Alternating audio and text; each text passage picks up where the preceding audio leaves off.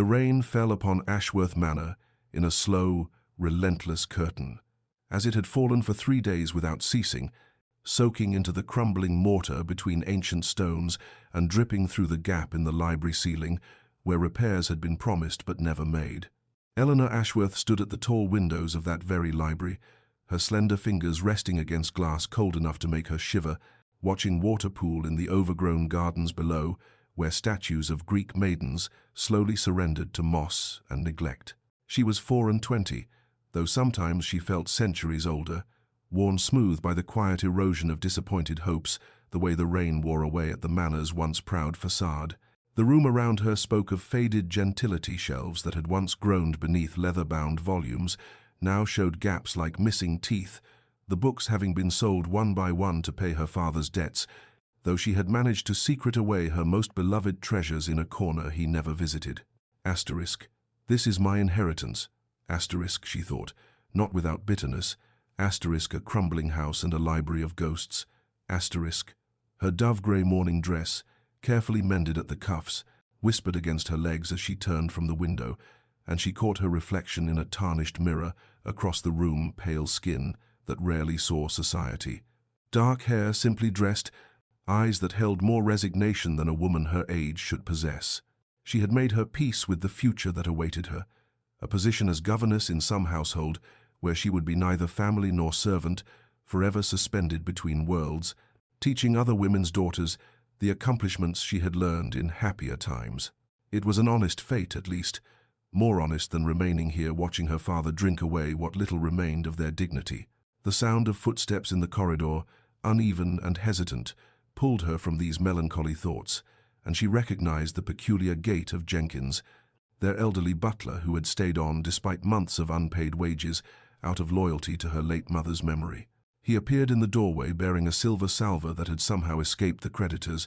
and upon it lay a letter with a seal she did not recognize, deep crimson wax, stamped with what appeared to be a falcon in flight. "For your father, Miss Eleanor," Jenkins said, his voice carrying a note of something she could not quite identify, hope, perhaps, or apprehension. "From a London solicitor. He is in the study and requests that you attend him after he has read it." Eleanor's heart performed a strange flutter against her ribs. For letters from London, solicitors never bore good news for families such as theirs. They came with demands for payment, notices of foreclosure, lists of assets to be seized. She nodded, smoothing her skirts with hands that had learned not to tremble at every new disaster,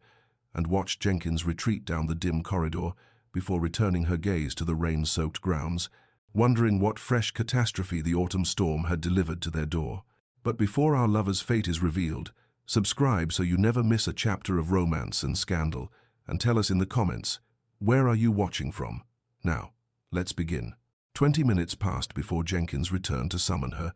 and Eleanor walked through the familiar corridors with their water-stained wallpaper and threadbare carpets, her mind conjuring 100 variations of ruin,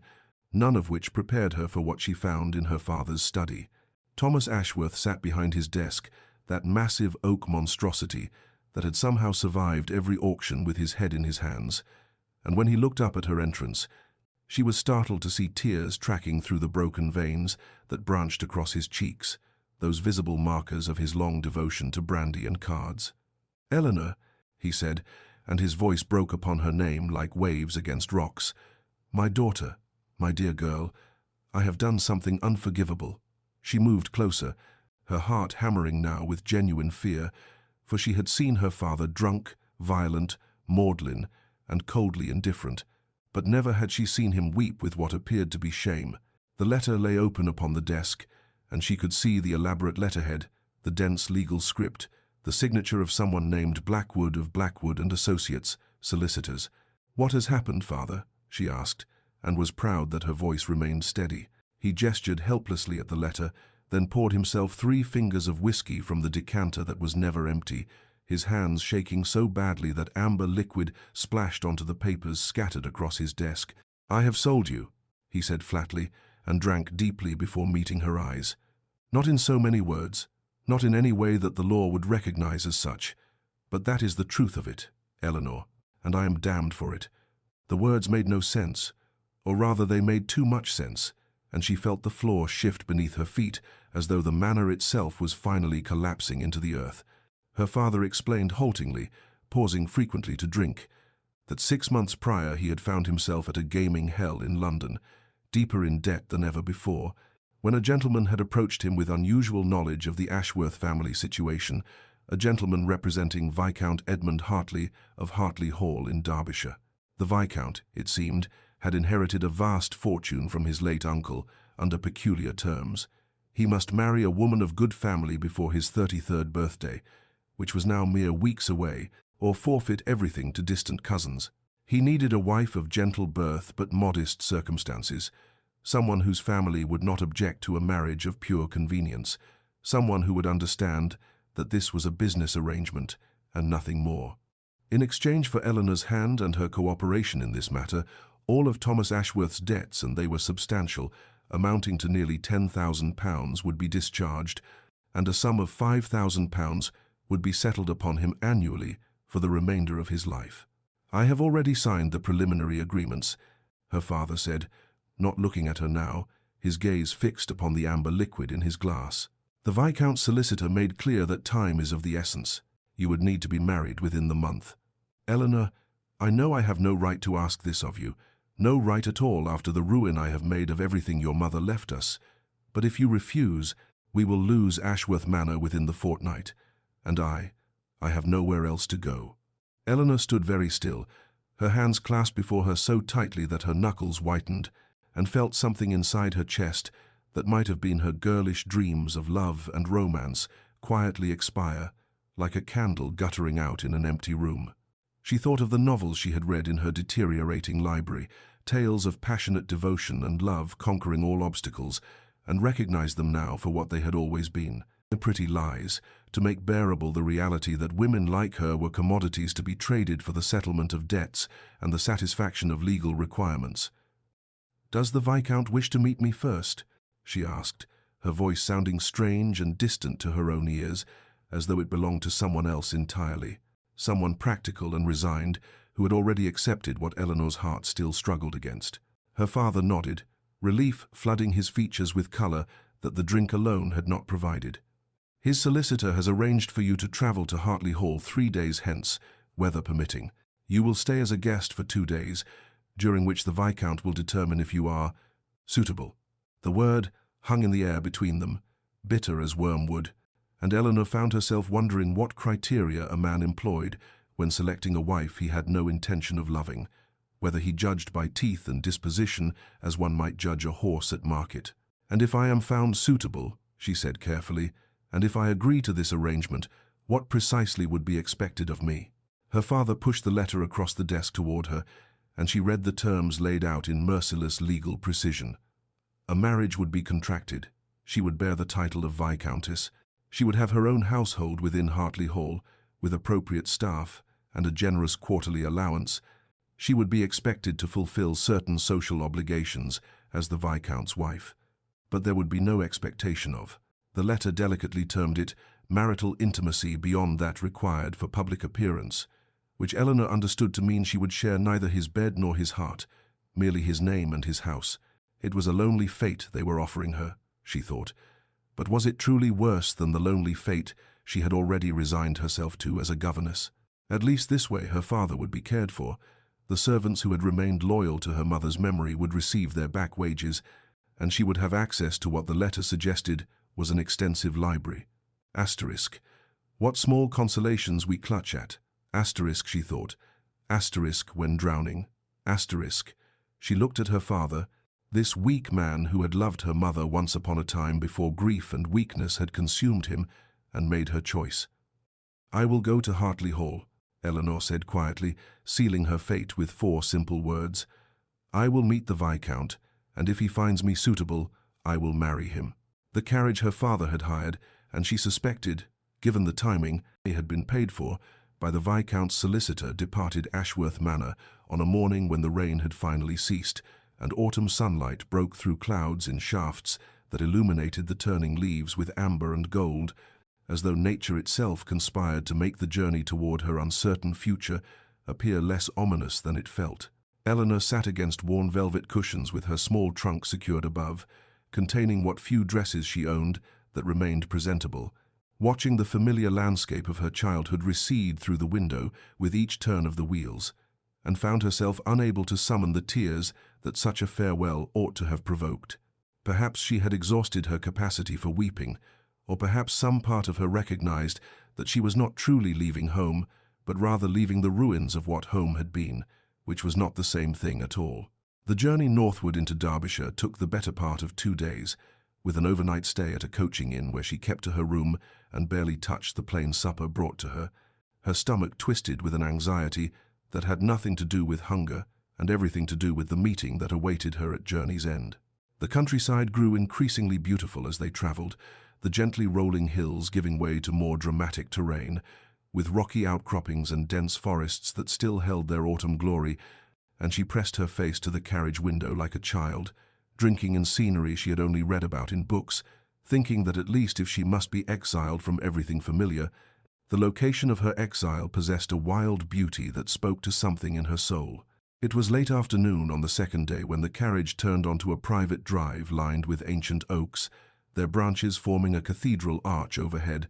and Eleanor's breath caught in her throat as Hartley Hall came into view across a sweep of manicured lawn, not the crumbling gentility of Ashworth Manor, but a true grand estate, all golden stone and tall windows that caught the slanting sunlight, with wings extending on either side of a central structure topped with crenellations that gave it the aspect of something between a palace and a fortress. Asterisk. This is to be my home. Asterisk, she thought, with wonder and terror mingling equally. Asterisk, this place that looks as though it belongs to someone far more significant than I could ever hope to be. Asterisk, the carriage drew to a halt before broad stone steps, where servants had already assembled in neat formation, and as a footman handed her down, Eleanor was acutely aware of her travel-worn dress and simply dressed hair, of how small and insignificant she must appear against the grandeur of her surroundings, and she had to resist the urge to climb directly back into the carriage and beg the driver to return her to her crumbling manor and her familiar poverty. But then the great doors opened, and a man emerged who could only be Viscount Edmund Hartley, and Eleanor found herself unable to look away despite the cold formality of his bearing. He was tall, perhaps a hand's breadth over 6 feet, with dark hair that held hints of auburn in the sunlight, and features that would have been handsome had they not been set in such rigid lines of controlled indifference, a strong jaw, straight nose, and eyes of such pale blue they appeared almost grey in certain lights. Assessing her now, with the detached interest one might show when examining a piece of furniture being considered for purchase, he descended the steps with measured grace, his movements precise and economical, dressed in a coat of dark grey superfine that spoke of London tailoring and considerable expense, and when he reached her, he executed a bow that was correct in every particular and utterly devoid of warmth. "Miss Ashworth," he said, and his voice was a cultured baritone, pleasant in tone but cool as winter frost. "Welcome to Hartley Hall. I trust your journey was not too arduous." Eleanor curtsied, grateful that her governess had drilled proper deportment into her years ago,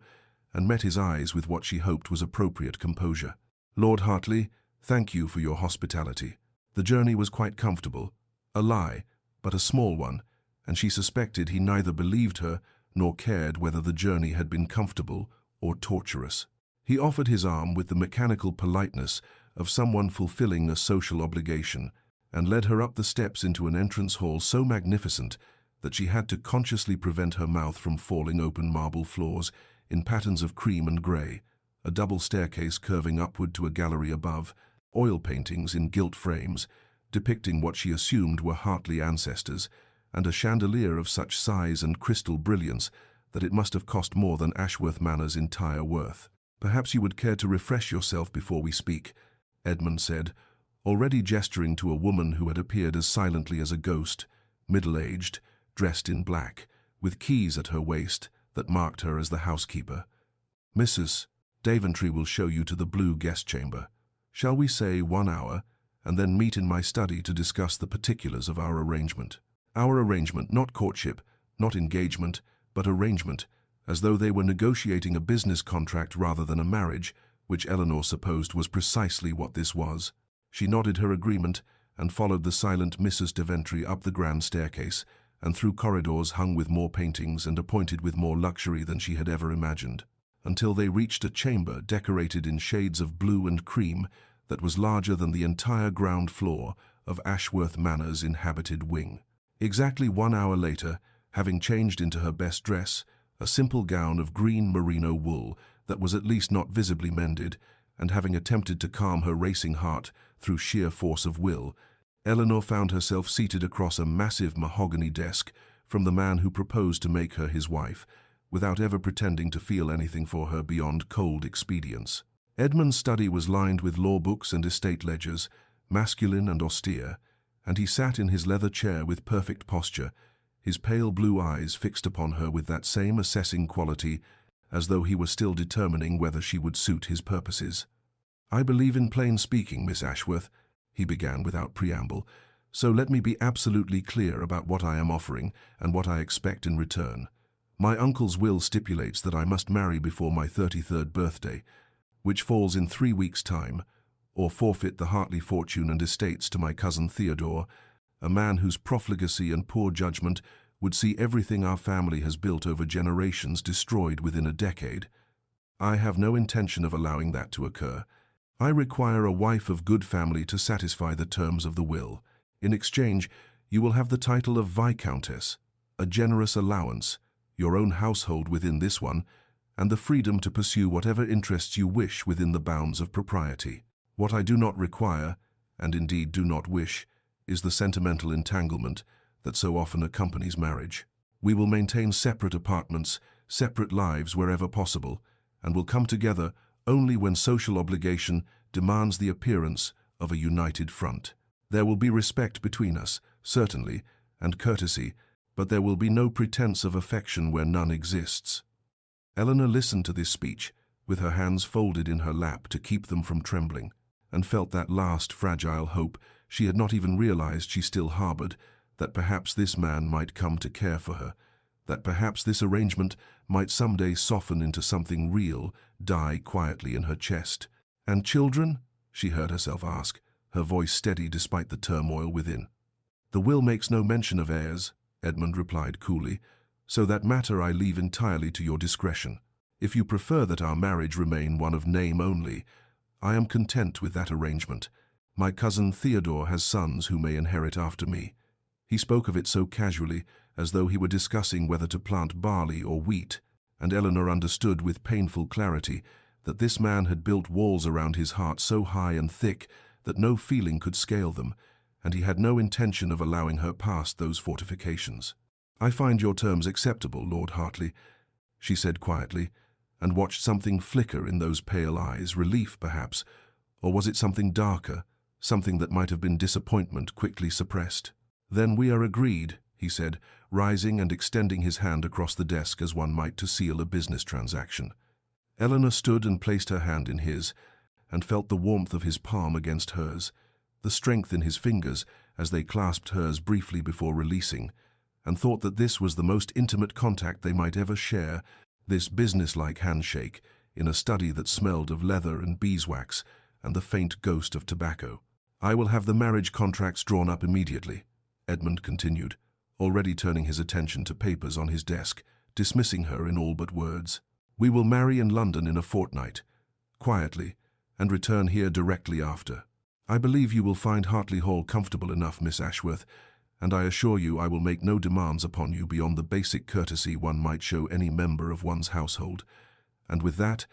Eleanor's fate was sealed as thoroughly as if the contract had already been signed and witnessed, bound to a man who looked at her with eyes like winter sky, and promised her everything except the one thing she had not even known she wanted until it was explicitly denied, the possibility that he might someday love her. The wedding took place on a grey morning in London, when November rain fell against the windows of the small chapel Edmund had selected, precisely because it was unfashionable and unlikely to attract attention,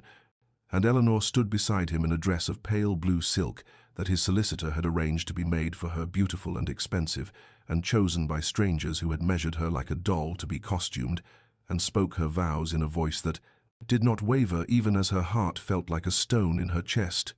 cold and heavy, and utterly without hope. Edmund's responses were clear and firm,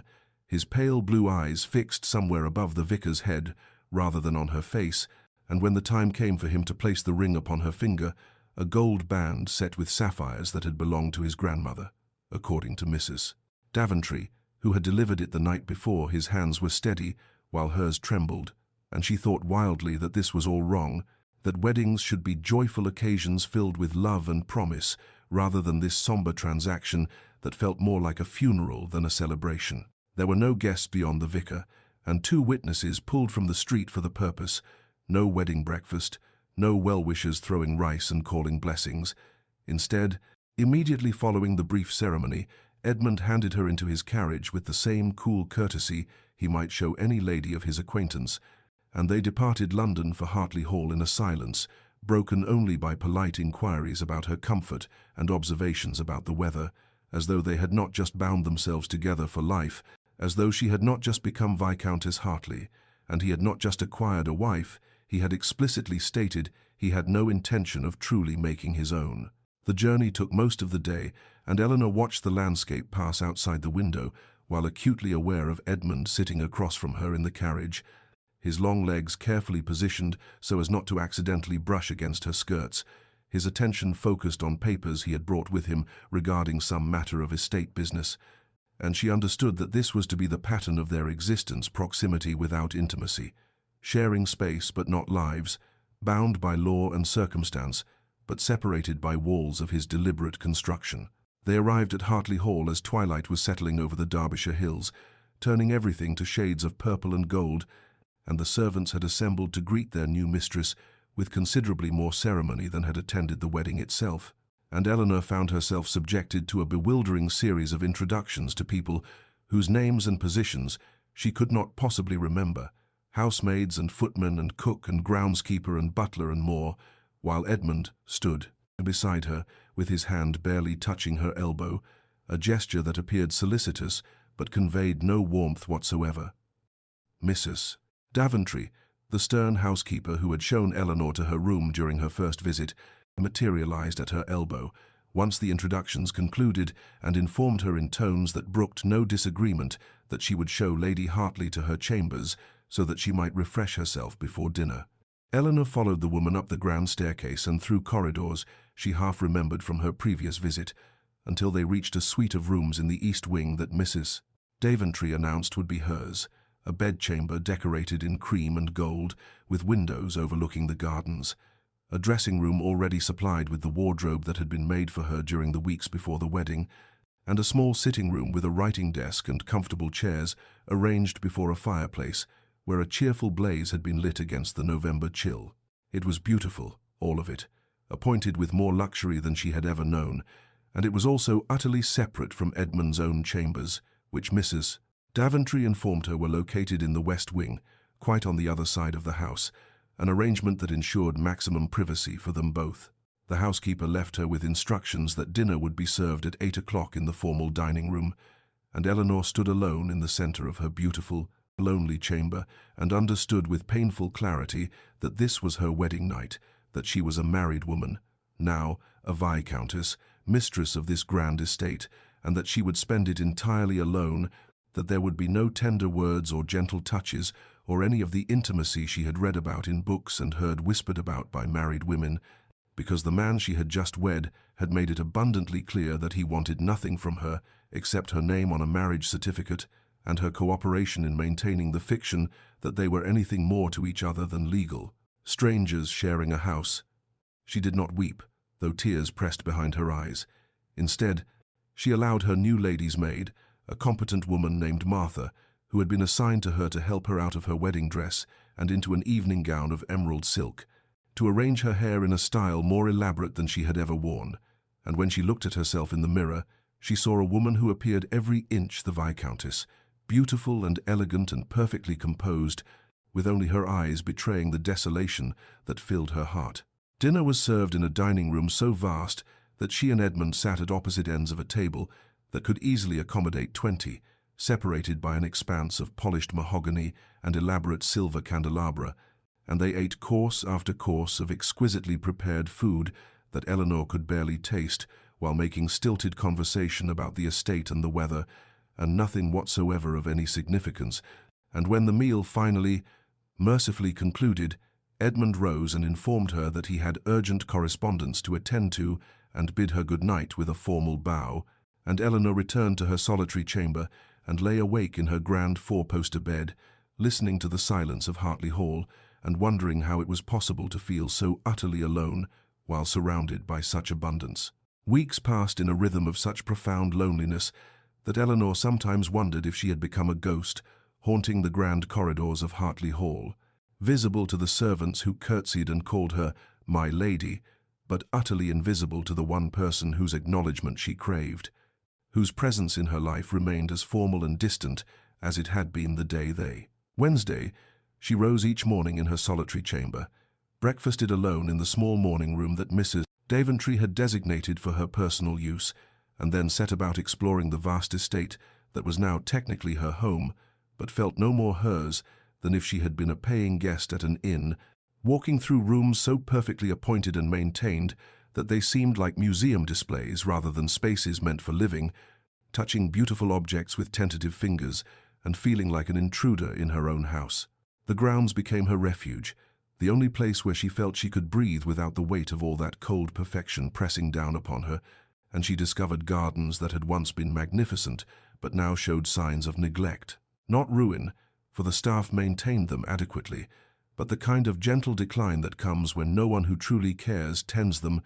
when gardeners follow instructions, but no guiding passion shapes their work. There was a rose garden in particular, situated beyond the south terrace and enclosed by ancient stone walls, where dozens of varieties had been planted in what must have been a glorious profusion of color and scent,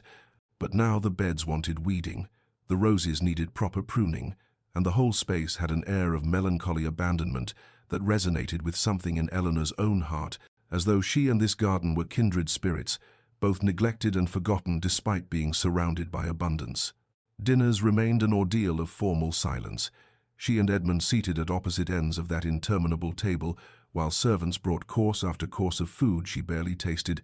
and any attempts at conversation beyond the most banal observations about weather or estate business died quickly, strangled by Edmund's monosyllabic responses and the rigid set of his shoulders that declared more clearly than words that he had no interest in anything approaching intimacy, even the simple intimacy of genuine conversation. He was unfailingly polite, always rose when she entered a room, always inquired after her comfort and whether she had everything she required, but his pale blue eyes, when they rested on her, which was rarely and only briefly, held no warmth, no curiosity, no interest whatsoever, as though she were a responsibility he had undertaken and discharged and now need think of no further. She observed him from a distance, catching glimpses of him riding out early each morning to inspect the farms and meet with tenants, seeing him in his study bent over ledgers and correspondence with that same meticulous attention he brought to everything, noting the respect with which the servants spoke of him and the efficiency with which the entire vast machinery of the estate operated under his management, and understood that whatever else Edmund Hartley might be, he was neither lazy nor careless, and that he took his responsibilities with utmost seriousness, even if his responsibilities apparently did not extend to acknowledging his wife's existence beyond the bare minimum courtesy required. It was during one of her explorations of the house that she discovered the locked music room on the second floor of the west wing, a set of double doors of polished walnut that refused to open when she tried them, and when she inquired of Mrs. Daventry,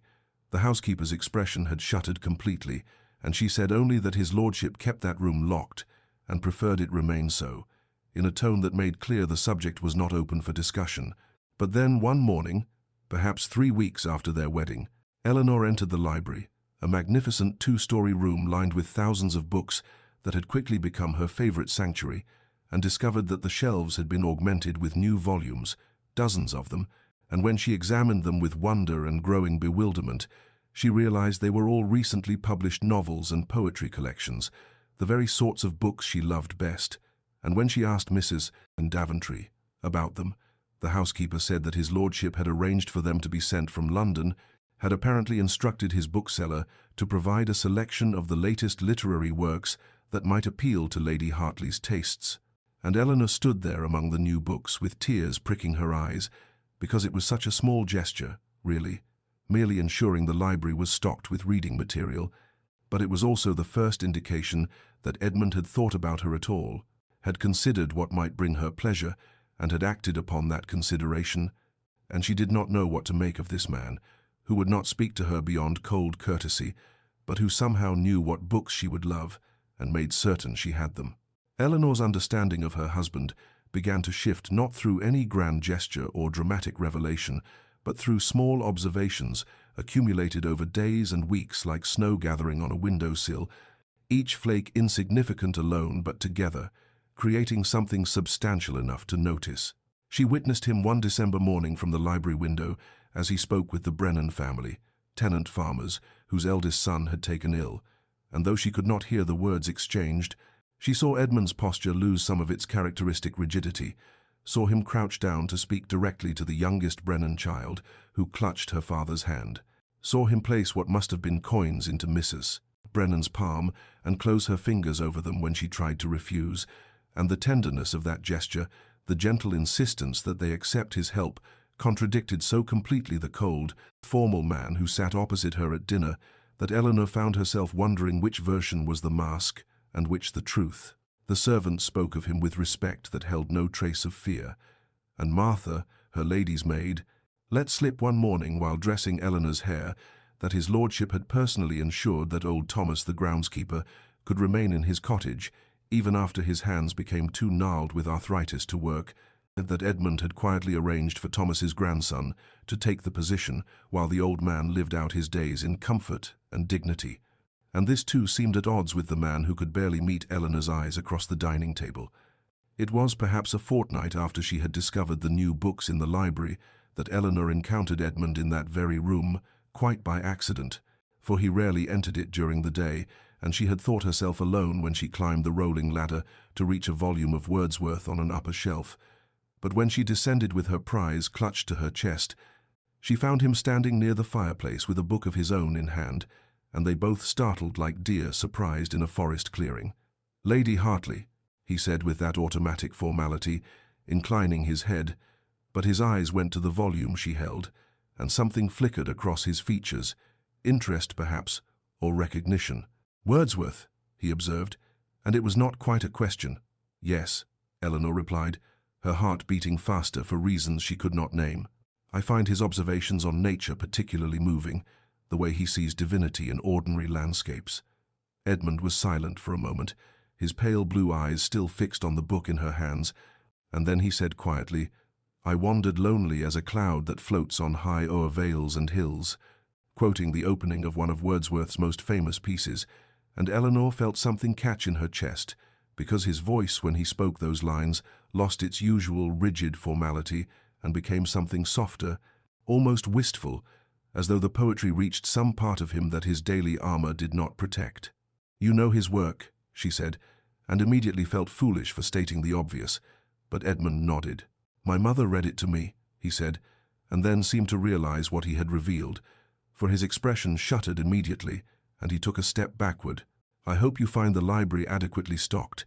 If there are other volumes you require, you need only inform Mrs. Daventry." And before Eleanor could respond,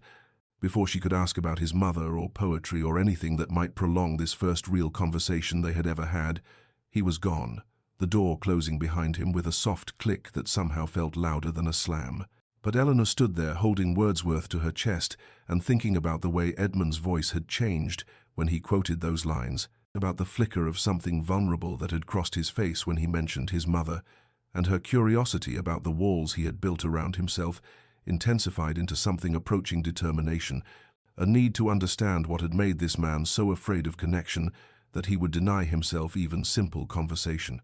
It was Mrs. Daventry who, perhaps intentionally or perhaps merely caught in an unguarded moment, provided the next piece of the puzzle when Eleanor asked about the locked music room, pressing the question more firmly than she had before. "It was her ladyship's room," the housekeeper said finally, her stern features softening slightly. "The late Viscountess, his lordship's mother. She was a great musician, played pianoforte beautifully, and that was her private sanctuary. She died when his lordship was but 12 years old, and he's kept it locked ever since." The housekeeper paused, seeming to weigh how much to say, then added quietly, "It was not a happy house, my lady," before she passed. The old Viscount was a hard man, cold and exacting. Her music was the only warmth in these halls, and when it stopped, she did not finish the sentence, but Eleanor understood, and suddenly Edmund's rigid control and careful distance made a terrible kind of sense. He was his father's son, raised in coldness, and perhaps he knew no other way to be. The storm arrived on a Tuesday evening in late December, one of those furious winter tempests that seemed to rise from nowhere, transforming a grey afternoon into a howling darkness of wind and freezing rain that lashed against the windows of Hartley Hall with such violence that Eleanor could hear it even in the drawing-room where she sat attempting to read by firelight. And when the dinner hour arrived, she made her way to the dining-room, expecting the usual frigid formality, but found instead that the storm had somehow altered the very atmosphere of the house, as though the wildness outside had breached the careful control within. Edmund was already seated, but instead of maintaining his position at the distant head of the table, he had moved to a chair much closer to where Eleanor customarily sat, and when she entered, he rose with his habitual courtesy. But there was something different in his expression, a restlessness perhaps, or maybe the storm had unsettled him as it had her, making the vast formal dining room with its echoing spaces seem ridiculous and unnecessary. And when she took her seat, he did not immediately retreat into silence, but instead asked, his voice awkward as though unpracticed at genuine inquiry, whether the storm had frightened her, whether her chambers were adequately warm, whether she had been comfortable during her time at Hartley Hall. Eleanor, surprised by this unprecedented attention, answered honestly that she had been perfectly comfortable in material terms, that the house was magnificent and the servants attentive, and then, emboldened by something in his manner, or perhaps by the intimacy created by the storm raging beyond the walls, she added that she had found great pleasure in exploring the gardens, despite their neglected state, particularly the rose garden beyond the south terrace, and she watched as Edmund's pale blue eyes focused on her with what seemed like genuine interest rather than mere politeness. "The rose garden," he repeated, and something like pain flickered across his features. "My mother's particular pride. She spent hours there when weather permitted, and I—" He stopped abruptly, as though catching himself in an unwanted revelation, but Eleanor leaned forward slightly, her heart beating faster, and said softly that Mrs. Daventry had mentioned his mother's love of beauty, and that the garden, even in its current state, showed evidence of exquisite original design. And then, hardly daring to hope but unable to stop herself, she said that she would very much like to restore it if his lordship had no objection, that she had some knowledge of horticulture, and it would give her purpose and pleasure to bring the roses back to their former glory. The silence that followed stretched so long that Eleanor feared she had overstepped, had presumed too much or touched some nerve too tender to bear contact. But then Edmund did something extraordinary. He smiled, not the tight formal expression he occasionally deployed as courtesy demanded, but a real smile that softened his entire countenance and reached his eyes, transforming him momentarily into someone younger and less burdened. And he said quietly that nothing would please him more than to see the garden restored, that his mother would have loved knowing someone cared for her roses again, and he would arrange for whatever resources Eleanor required, gardeners and supplies and anything she deemed necessary. From that evening forward, something shifted between them, subtle as spring's first thaw but undeniable, and Eleanor threw herself into the garden project with passionate dedication, spending her mornings consulting with the head gardener and her afternoons actually working among the roses herself, despite Martha's scandalized protests that ladies did not dig in the dirt, and sometimes when she was kneeling in the cold earth with soil under her fingernails and her old dress stained with mud, she would feel eyes upon her and look up to find Edmund standing at his study window watching her, his expression unreadable at that distance, but his attention unmistakable, and their morning encounters in the corridors began to include actual exchanges beyond mere formality, inquiries about the garden's progress, and Eleanor's observations about which varieties seemed most hardy, and once, gloriously, she discovered Edmund in the library, reading one of the novels she had recently finished and left on the side table, and when their eyes met, he did not make excuses or deny it, but simply inclined his head in acknowledgement, and Eleanor felt something warm and fragile begin to unfurl in her chest, like the first green shoot pushing through winter soil, tentative and vulnerable, but unmistakably alive. Autumn arrived with that particular golden quality of light that transforms the English countryside into something almost ethereal,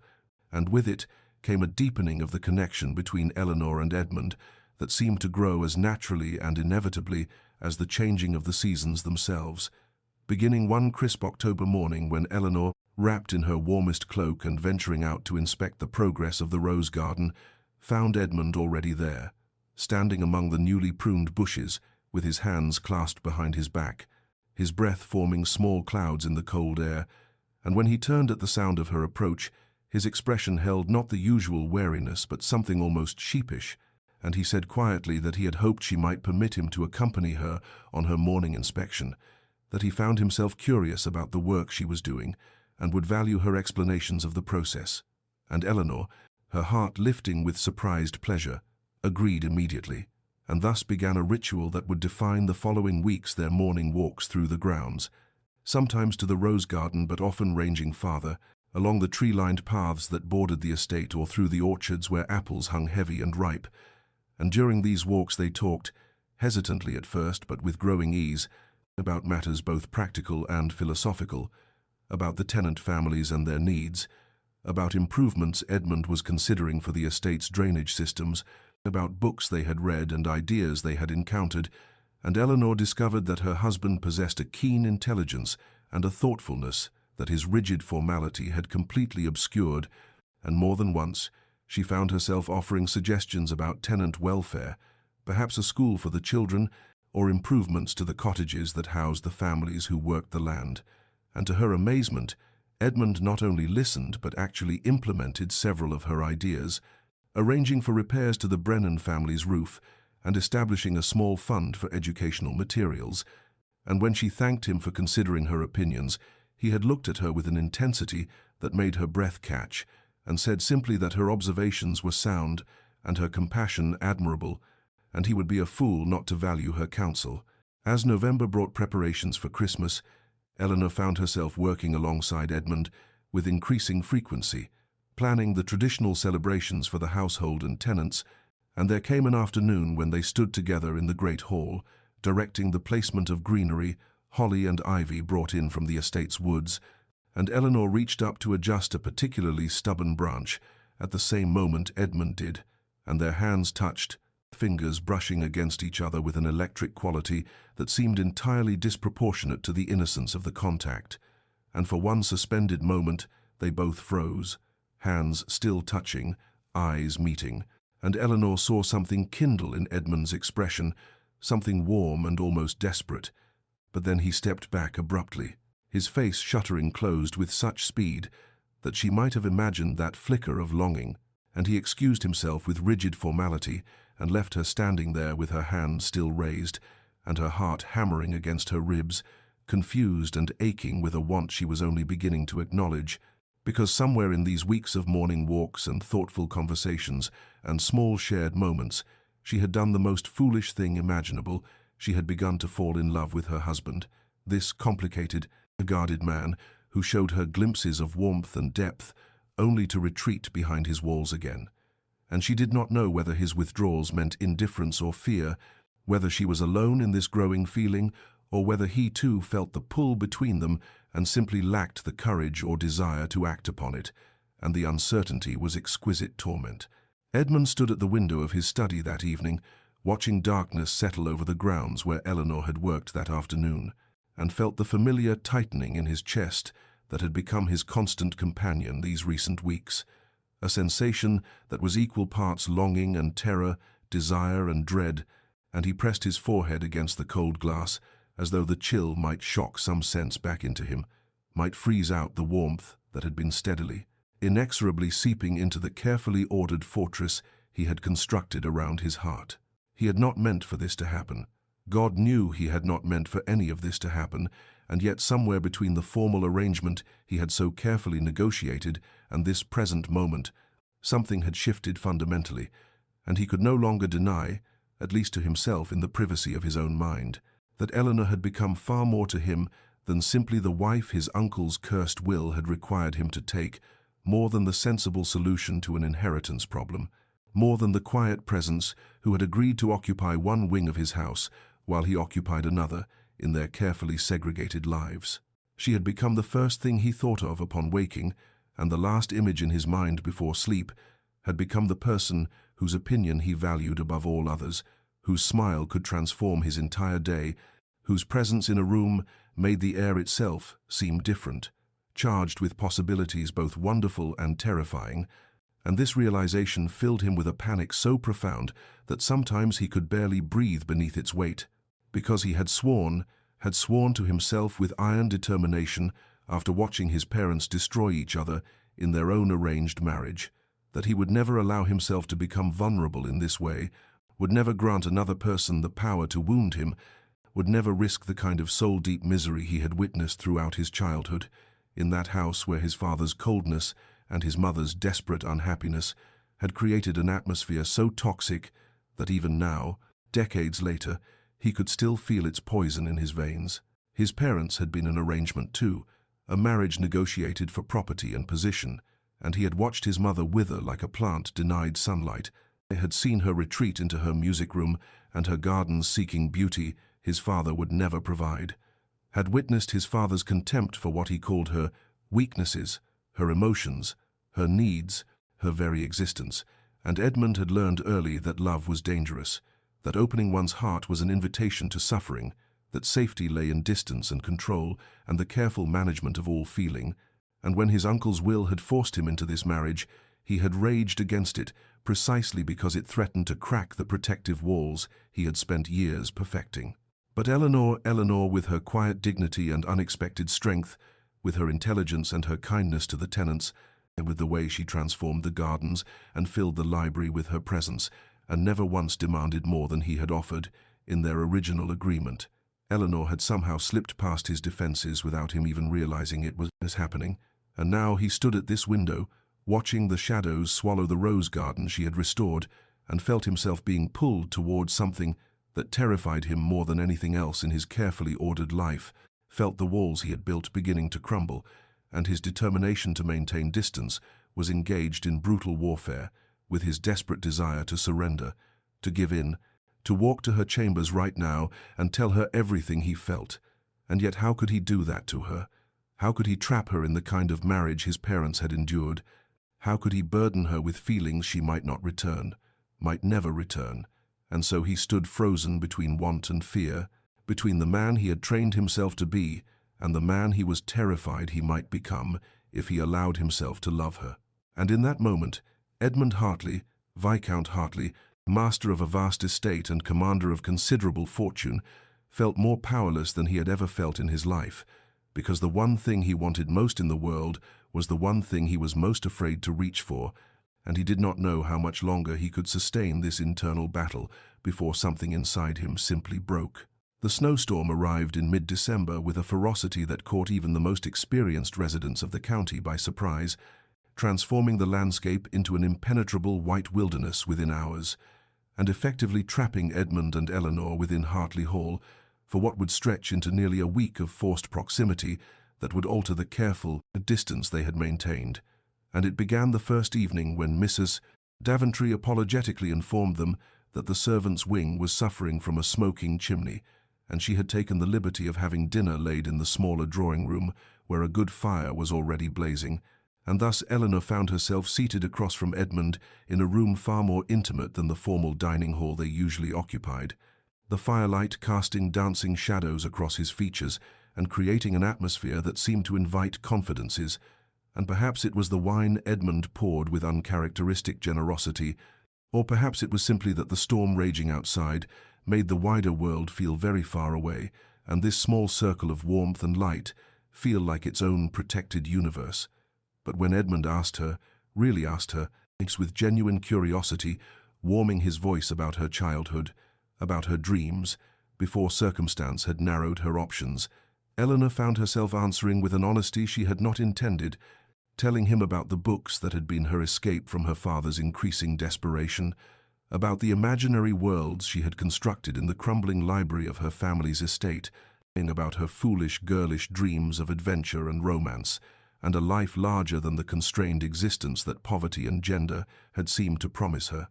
And Edmund listened with an intensity that made her feel truly seen, truly heard, perhaps for the first time in her life. And when she faltered, embarrassed by her own revelations, he said quietly that there was nothing foolish about wanting beauty and meaning in one's life, that he thought her dreams rather wonderful, actually. And then, as though her honesty had unlocked something in him, he began to speak about his own youth, haltingly at first but with growing fluency, about the coldness of his childhood home, about his mother's melancholy and his father's contempt, about the music room where his mother had retreated and which he had locked after her death because he could not bear the memories it contained. And Eleanor felt tears prick her eyes as she understood for the first time the depths of loneliness and pain that had shaped this guarded man. And she reached across the small space between their chairs and touched his hand, just briefly, just a moment of connection, and he did not pull away. The following days developed a rhythm that felt almost dreamlike in its departure, from their usual careful separation mornings spent in the library where Edmund taught Eleanor chess, with a patience that surprised them both, afternoons reading in companionable silence by the fire, evenings talking over wine and dinner about everything and nothing, philosophy and poetry and politics, and there were moments of laughter, actual laughter that seemed to startle them both with its rarity and preciousness. And on the fourth night, when Eleanor beat him at chess for the first time, he threw back his head and laughed with such genuine delight that she felt something crack open in her chest, felt her love for him expand until it was almost painful in its intensity. And later that same evening, as they stood together at the window watching snow fall in the darkness, standing so close that she could feel the warmth radiating from his body, Edmund turned to her and she turned to him, and their eyes met and held, and she saw his gaze drop to her lips and felt her own breath catch, and he leaned toward her, slowly, giving her every opportunity to retreat, and she swayed toward him in answer, her heart hammering, her lips parting slightly, and they were a breath apart, less than a breath, when the drawing-room door opened, and Mrs. Daventry entered with the tea tray, and the spell shattered, and Edmund stepped back so quickly he nearly stumbled, and the shutters came down over his expression with devastating speed, and he excused himself with rigid formality and left Eleanor standing at the window, with her hand pressed to her chest, and her mind reeling with confusion and hurt,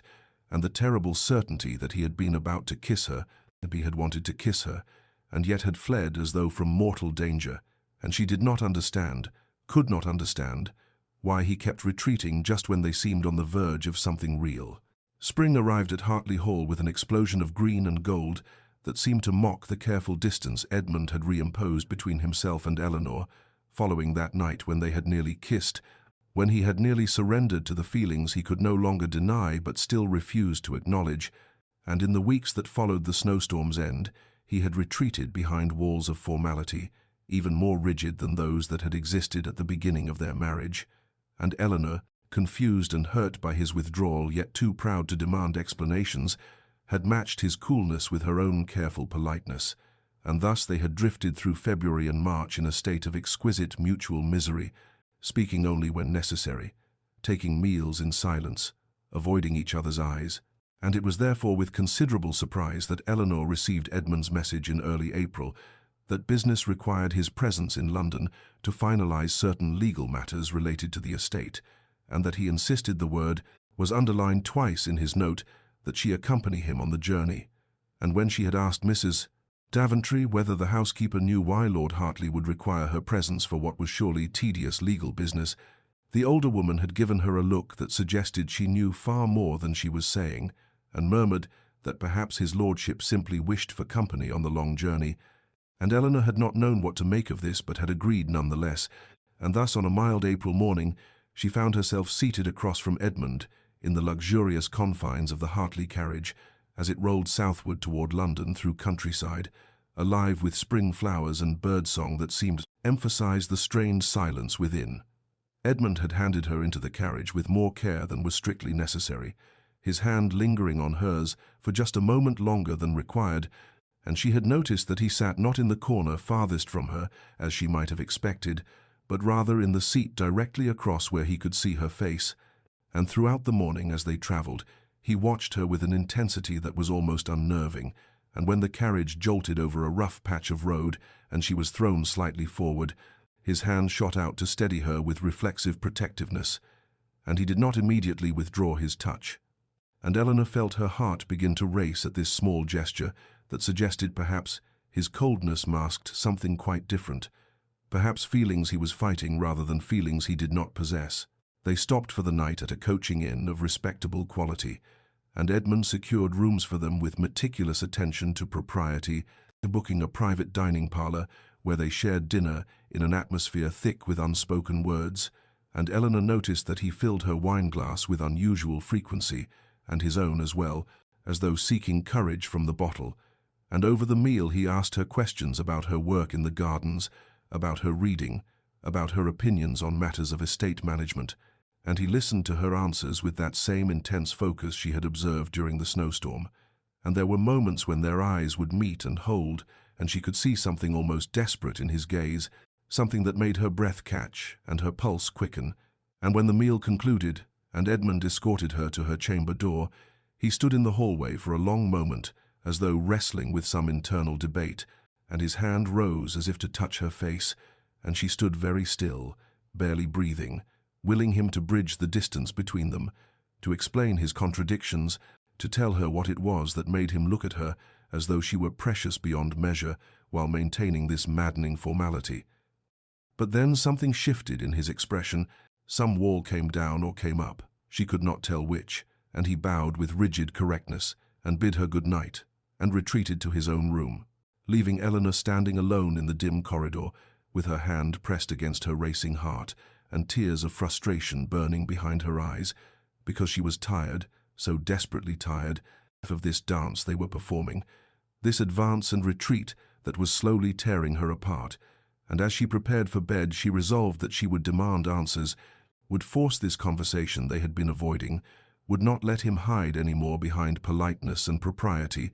because whatever was or was not between them, whatever feelings he did or did not harbor, she deserved to know the truth rather than exist in this agonizing uncertainty. And tomorrow, she promised herself, tomorrow when they reached London and completed his business, she would find her courage and ask him directly what she had become to him, beyond simply the wife his uncle's will had required him to take. And with this resolution, she finally slept, unaware that by the next evening, everything between them would be transformed in ways she could not possibly anticipate.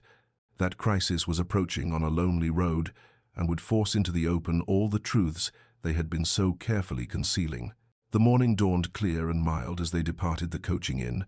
Edmund handing Eleanor into the carriage with that same careful attention she had observed the previous day, his hand lingering perhaps a moment longer than necessary on hers, his eyes searching her face as though committing it to memory, though she could not have known why such intensity shadowed his gaze, could not have guessed at the strange premonition that had troubled his sleep and made him suddenly, urgently grateful for every moment in her presence. And they had been traveling perhaps 2 hours along an increasingly isolated stretch of road that wound through dense woodland, when the carriage lurched to an abrupt halt, and Edmund's expression shifted instantly from contemplative to alert, his body tensing in a way that made Eleanor's heart begin to race even before she heard the coachman's shout of alarm. And then they appeared as if materializing from the very trees themselves, 4 men on horseback, faces obscured by dark scarves, the pistols gleaming in the spring sunlight, and Eleanor felt terror flood through her veins as she understood with crystalline clarity that they were being robbed. And Edmund moved with reflexive speed, positioning himself between her and the carriage door, his arm extending across her body in a gesture of protection that was as unconscious as breathing. And his voice when he spoke was perfectly calm, perfectly cold, the voice of a man who had spent a lifetime mastering his reactions and would not show fear even in the face of mortal danger. The leader of the bandits dismounted and approached the carriage with insolent confidence, his pistol held with the casual ease of one accustomed to violence, and he demanded their valuables in tones that carried the edge of cruelty, and Edmund replied with icy civility that they would surrender their possessions without resistance, and there need be no violence, and he removed his pocket watch and the ring from his finger and handed them through the window while keeping his body positioned protectively before Eleanor, and when the bandit demanded Eleanor's jewelry, Edmund's jaw tightened, but he turned to help her remove her necklace and earrings, his fingers brushing her neck with infinite gentleness that contrasted starkly with the violence humming in the air around them. And Eleanor was trembling but trying desperately not to show it, trying to match Edmund's composure even as terror clawed at her throat. And for a moment it seemed the ordeal might end without worse harm, that the bandits would take their plunder and disappear back into the forest. But then the leader's eyes fixed on Eleanor with an attention that made her skin crawl, and he said something crude about pretty ladies and whether perhaps she might fetch a ransom far greater than mere jewels. And Edmund's composure shattered like glass, and he leaned out of the carriage window, despite Eleanor's gasped protest, and told the man in tones of absolute frost that he would die before allowing anyone to touch his wife. And Eleanor heard the possessiveness in those words. His wife, said with a fury and protectiveness that transcended mere duty or honor. And the bandit laughed, a sound without humor, and raised his pistol with deliberate menace, and pointed it not at Edmund, but at Eleanor, and time seemed to slow and crystallize as Edmund's eyes met hers for one eternal moment that contained everything they had never said to each other, every feeling they had hidden and denied. And she saw love there, blazing and undeniable, saw it as clearly as if he had shouted it. And then Edmund moved. He moved with a speed that seemed impossible, lunging across the carriage interior, even as the bandit's finger tightened on the trigger. And Eleanor's scream was already forming in her throat when the pistol discharged, with a sound that seemed to tear the very fabric of the world, a crack of thunder that echoed through the quiet woodland and sent birds exploding from the trees in terrified flight. And Edmund's body collided with hers, bearing her backward against the carriage seat, his arms wrapped around her in absolute protection. And for one suspended heartbeat, Eleanor did not understand what had happened, knew only that Edmund was holding her with desperate strength, that his breath was hot against her neck, that his weight pressed her down as though he would shield her from the world itself. And then she felt the wetness spreading between them, warm and terrible, and Edmund made a sound that was half gasp and half groan, and when he tried to straighten his face had gone chalk white, and his left arm hung useless at his side. And blood, so much blood was spreading across his coat in a dark stain that seemed to grow even as she watched in horror, and Eleanor's scream, when it finally came, was a sound of pure anguish, as she understood with sickening clarity that Edmund had taken the bullet meant for her, had deliberately put his body between her and death, and he was looking at her with eyes that struggled to focus, and his right hand came up to touch her face with infinite tenderness, and he whispered her name like a prayer before his strength failed, and he collapsed against her, and she caught him as best she could, her hands frantically pressing against the wound in his shoulder, even as blood welled hot and terrifying between her fingers, and she was dimly aware of chaos erupting outside the carriage. The coachman had produced a blunderbuss from beneath his seat and fired into the air, and the bandits' horses reared and panicked, and perhaps they had not expected real resistance, or perhaps the sight of actual bloodshed cooled their appetite for violence. But they wheeled their mounts and disappeared into the forest as quickly as they had come, leaving Eleanor alone, with Edmund's bleeding body and terror such as she had never known, and she was crying his name, begging him to stay with her, to hold on, and his eyes fluttered open and found hers, and she saw love there, naked and undeniable, saw everything he had been hiding blazing in his gaze, and he tried to speak but could only manage a whisper that she had to lean close to hear, and what he said was, "Forgive me, should have told you, love you, always loved you." And then his eyes rolled back, and his body went limp in her arms, and Eleanor's world contracted to this single terrible moment, to the weight of him against her, to the blood that covered them both, to the frantic pressure of her hands against his wound, and her voice screaming for help, screaming for someone to save him, screaming until her throat was raw because she could not lose him now. Not now when she finally understood, not when she had just discovered that the feelings she had been nurturing in secret were returned, as had perhaps always been returned, and the coachman was at the door, his face pale with shock, and Eleanor was giving orders through her tears. "Drive, drive now, find help. There must be an estate nearby, a doctor, something, someone." And she would not let Edmund die, would not accept that possibility, would hold him and keep him breathing through sheer force of will if necessary. And as the carriage lurched into motion, She cradled his unconscious form against her heart and prayed to every deity she could name that she would be given the chance to tell him that she loved him too, that she had been falling for him across all these months of careful distance and stolen glances, and that if he would only live, only survive this, she would spend the rest of her life showing him what he meant to her, and this she promised to the universe as Edmund's blood soaked her dress and the miles rolled past in an agony of desperate hope. The carriage rattled over rutted roads with a violence that made Edmund groan even in unconsciousness, and Eleanor held him against her with strength she had not known she possessed. One hand pressed with desperate firmness against the wound that would not stop bleeding, her dress soaked crimson, her arms aching with the effort of keeping him steady as the miles blurred past in an agony of terror and hope. And she spoke to him constantly, though he could not hear, telling him to hold on, that she needed him, that he could not leave her now, and his face was the color of parchment, his breathing shallow and labored, and twice she thought he had stopped breathing entirely, and her own heart seemed to cease until she felt the faint flutter of pulse at his throat, and could breathe again herself. And when the coachman shouted that he could see an estate ahead, Eleanor wanted to weep with relief, but there was no time for tears, only for action, and the carriage careened up a long drive and came to a halt before a substantial manor house, and Eleanor was shouting for help before the wheels had fully stopped.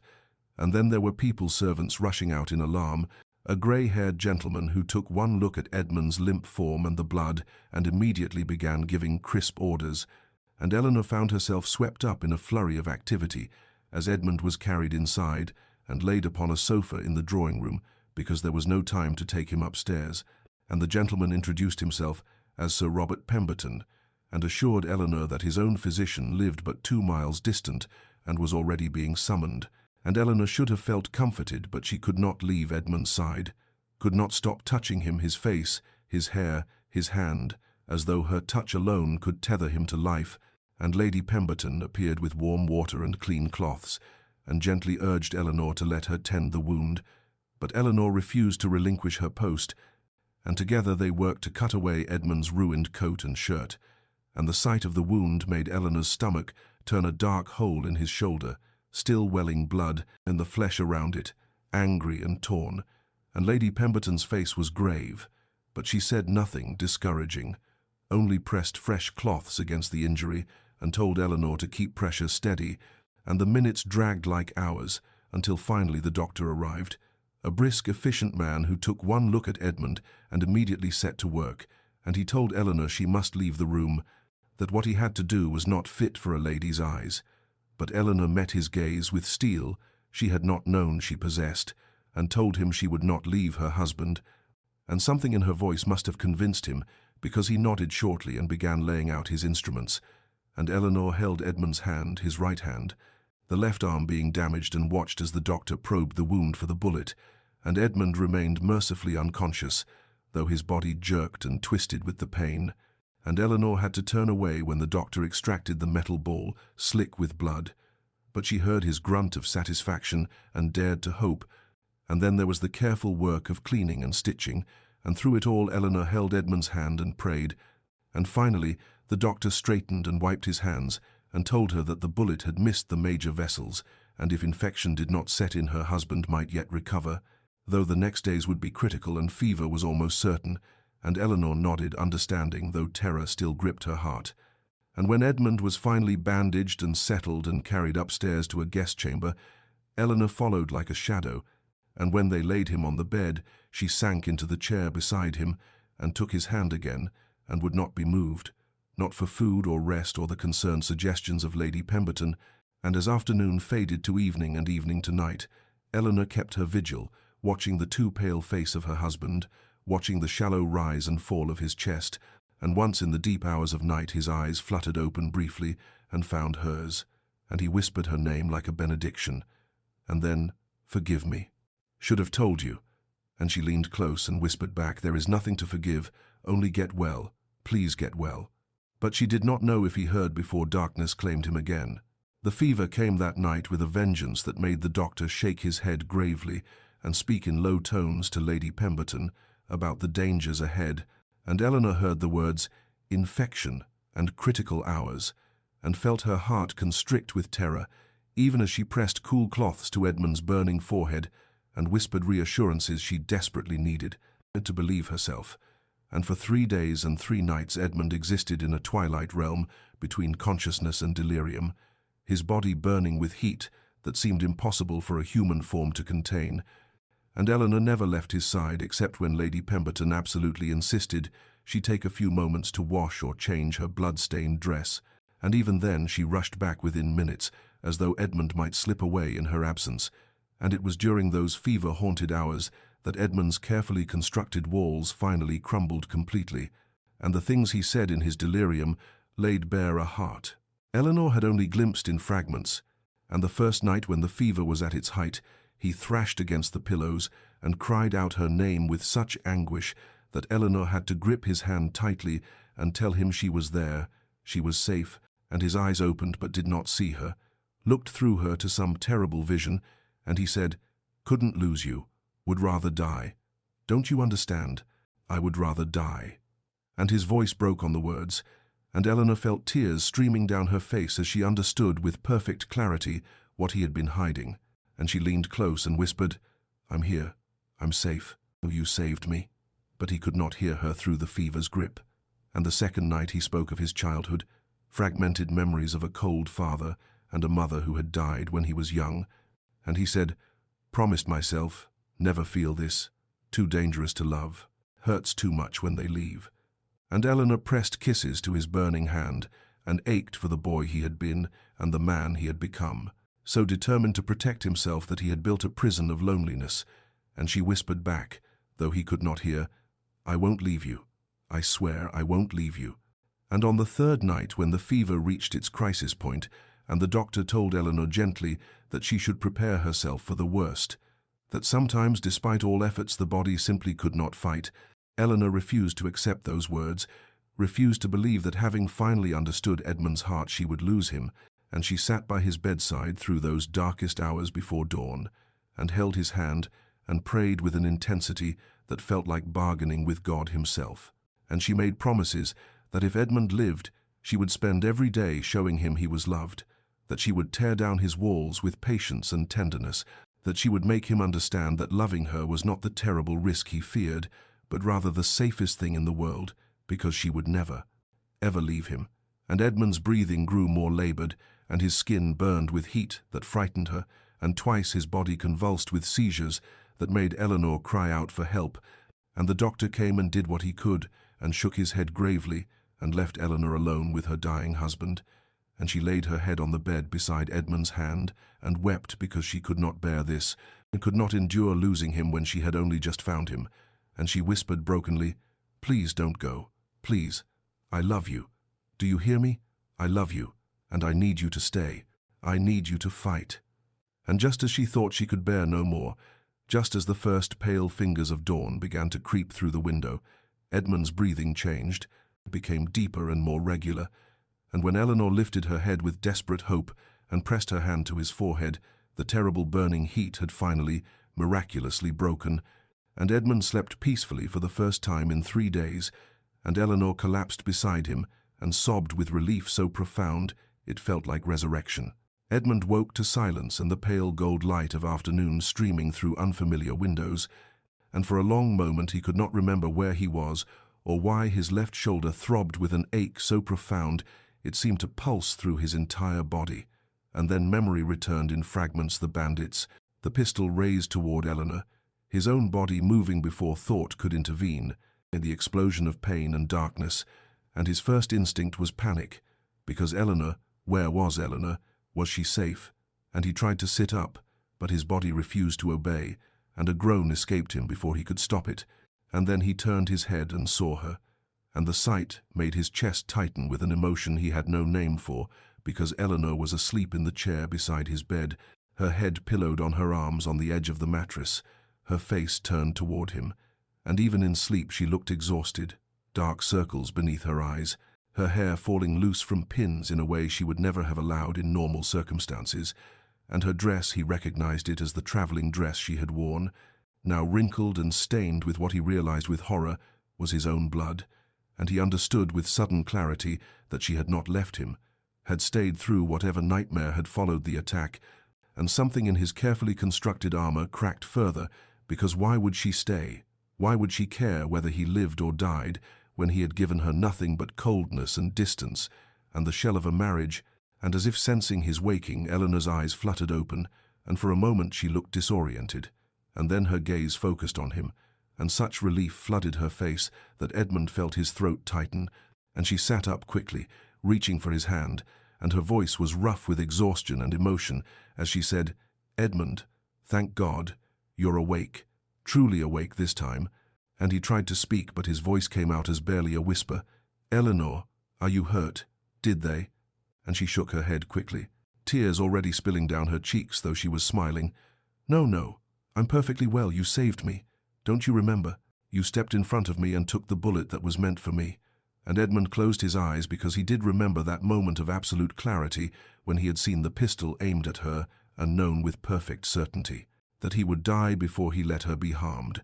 And he had acted on instinct, but it had not been instinct at all. It had been love, the very thing he had sworn never to feel, and now in his weakened state he could not summon the energy to hide it. And when he opened his eyes again, Eleanor was watching him with an expression he could not read, and he said weakly, attempting to retreat into familiar formality even now,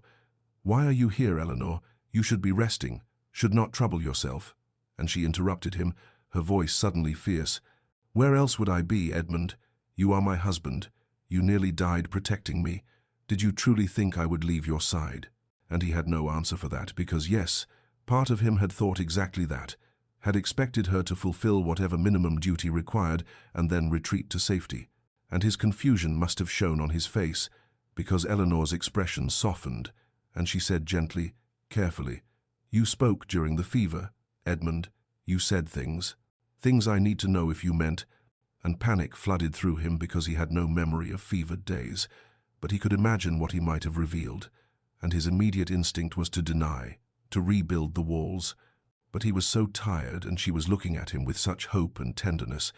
and he realized in that moment that he had a choice. He could continue pretending and condemn them both to the hollow marriage he had designed,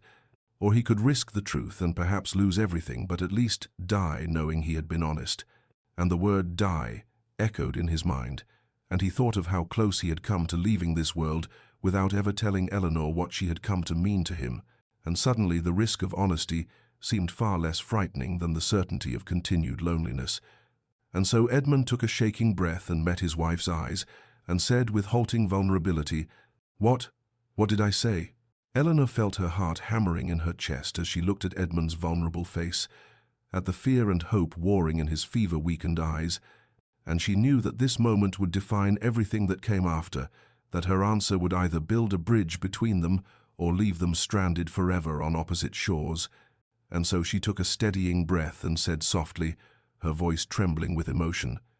"You said you would rather die than lose me, that you couldn't bear it if I were hurt. And you spoke of being afraid to love because everyone you loved had left you." And she watched Edmund's eyes close briefly, as if in pain, saw his jaw tighten as he fought for composure even now, and she squeezed his hand gently and continued, "And Edmund, I need you to know, I need you to understand that I love you too, that I have loved you for months now, perhaps from the moment you first smiled at me in the rose garden, or perhaps even before that. In all those small kindnesses, you thought I didn't notice the books in the library chosen specifically for my tastes, the way you implemented every suggestion I made for the tenants, and the way you watched me from your study window when you thought I couldn't see." And Edmund's eyes flew open, startled, and she saw the sheen of tears there, and her own vision blurred as she said, "I fell in love with you gradually, the way spring arrives, so slowly you don't notice until suddenly everything is in bloom, and I have been so lonely, Edmund, wanting to reach you but not knowing how to breach those walls you had built so high." And Edmund made a sound that was half sob, half laugh,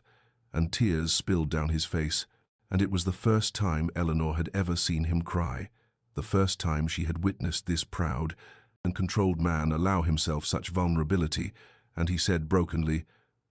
"I never wanted to trap you in the kind of marriage my parents had, Eleanor. I watched my mother wither in loneliness because my father could not love her, and I swore I would never inflict that pain on anyone, and so I thought if I kept my distance, if I never allowed myself to feel.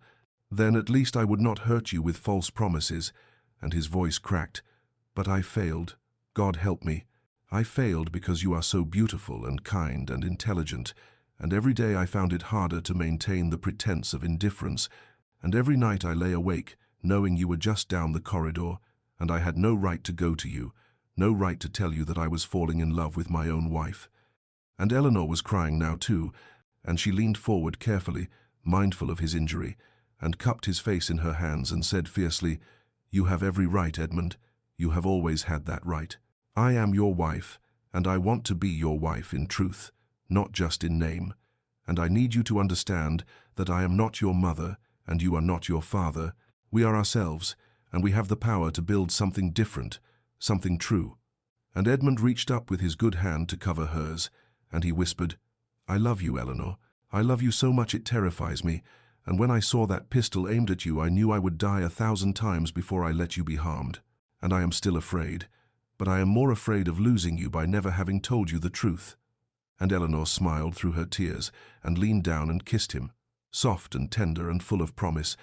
and it was their first real kiss, not the perfunctory brush of lips at their wedding, but a true meeting of hearts. And despite his weakness, Edmund's hand came up to tangle in her hair, and when they finally parted they were both breathless, and Edmund whispered against her lips, "Promise me you'll stay. Promise me this is real." And Eleanor kissed him again and murmured, "I promise. I swear to you. I will spend the rest of my life proving it to you." And they held each other as afternoon light spilled across them like a blessing, and everything that had been broken between them began, finally, to heal. The weeks of Edmund's recovery unfolded with a tenderness that Eleanor had once thought impossible, and they remained at the estate where they had taken refuge, a modest manor belonging to a distant cousin of Edmund's who had graciously offered his home and discretion. And in those quiet days, while Edmund's shoulder slowly healed, something far more profound mended between them, and Eleanor discovered that caring for Edmund in his vulnerability was not a burden but a gift, because he allowed her to see him completely, without pretense or walls, and she would sit beside him for hours reading aloud, while he listened with eyes closed and a slight smile on his lips, and sometimes he would reach for her hand and simply hold it, as if reassuring himself that she was real and present. And Edmund proved to be a reluctant patient, chafing at his weakness and the doctor's stern orders to rest, and Eleanor found herself alternately scolding him when he tried to do too much, and laughing at his frustrated attempts to argue that he was perfectly capable of walking to the window unassisted. And these small domestic battles became precious to her because they were so beautifully normal, so utterly unlike the careful formality that had characterized their marriage before, and they talked during those long, quiet days as they had never talked before, honestly and openly about everything, about their childhoods and disappointments, about their hopes for the future and fears they had carried in silence, about what kind of marriage they wanted to build now that they had admitted the truth of their hearts. And Edmund spoke haltingly at first, still unused to such vulnerability, about his loneliness as a child in Hartley Hall's vast cold rooms, about watching his mother fade into melancholy and his father retreat into coldness, about his determination never to inflict such pain on another person, and his terror when he realized he was falling in love with Eleanor, because love seemed to him synonymous with inevitable heartbreak, and Eleanor listened and shared her own fears, her resignation to a loveless marriage, and her surprise when that resignation transformed into something that felt dangerously like hope, and Edmund would pull her close with his good arm and whisper apologies against her hair for all the months of distance, and Eleanor would kiss his forehead and tell him that those months had brought them here, to this honesty, and perhaps they had needed that time to understand what they were building. And slowly, Edmund's strength returned, and the day came when the doctor pronounced him well enough to travel, and the journey back to Hartley Hall felt entirely different from any journey they had taken before, because Edmund kept Eleanor close beside him in the carriage, his arm around her shoulders, and they talked and laughed and occasionally fell into comfortable silence. And when Hartley Hall came into view, Edmund said quietly, "It looks different now, doesn't it? Not so cold." And Eleanor understood that it was not the house that had changed but them, and when they arrived, the servants lined up in formal greeting, but their eyes widened in shock because the Viscount was handing his wife down from the carriage himself, and keeping her hand clasped in his, and at dinner that first night back, Edmund scandalized Mrs. Daventry by insisting Eleanor sit beside him rather than at the opposite end of the long table. And afterward, he led Eleanor to his study and showed her the estate books and asked her opinion on matters he had once kept entirely to himself. And when they retired for the evening, Edmund hesitated at the corridor where their separate chambers diverged, and Eleanor saw the question in his eyes and felt her heart race as she said softly, "I don't want separate rooms anymore, Edmund. I want to be your wife in every way." And the joy that flooded his face was answer enough. And that night Eleanor finally understood what marriage could be when built on honesty and love, rather than duty and distance. And in the weeks that followed, the entire household noticed the transformation. The Viscount, who smiled freely now, who sought his wife's company constantly, who looked at Lady Hartley as if she were the sun around which his world turned, and Eleanor bloomed under such attention, her own happiness radiating outward until even stern Mrs. Daventry was heard humming while she worked, and Hartley Hall itself seemed to warm and brighten as if the very stones responded to the love now dwelling within its walls. Summer arrived at Hartley Hall with an abundance that seemed to mirror the transformation within its walls, and the rose garden that Eleanor had once proposed restoring now bloomed in glorious profusion, each flower a testament to patience and careful tending. And Eleanor would walk among the roses in the early morning with her hand resting on Edmund's arm, and he would look at her with such open adoration that the gardeners would smile to themselves and speak in the village of how the Viscount had changed, how love had softened him into someone warmer and more generous than anyone had thought possible. And indeed Edmund's opened heart extended far beyond his wife, reaching out to touch every aspect of the estate, and he implemented Eleanor's suggestions for tenant welfare with enthusiasm, establishing a small school where the children could learn to read and write, improving cottages that had fallen into disrepair, listening to concerns that he once would have dismissed as beneath his notice, and the people who lived and worked on Hartley lands began to look at their lord with affection rather than mere respect, and they understood that Lady Hartley had wrought this change, that her gentle influence had reached the Viscount's heart and transformed it utterly. And Eleanor herself seemed to glow with happiness. Her earlier loneliness and resignation burned away by the warmth of Edmund's love, and she spent her mornings in the gardens and her afternoons visiting tenant families, bringing baskets of food and staying to hold babies and admire children's drawings, and the women would watch her go and say to each other that she was a true lady, kind and genuine. And wasn't it wonderful that she and the Viscount had found such happiness together? And in the evenings Edmund would often find Eleanor in the music room that had been locked since his mother's death, the room he had finally opened for her because he could deny her nothing, and Eleanor had taken up playing the pianoforte, her fingers moving across the keys with growing confidence, and Edmund would stand in the doorway listening with visible love softening his features, and sometimes he would cross the room and sit beside her on the bench,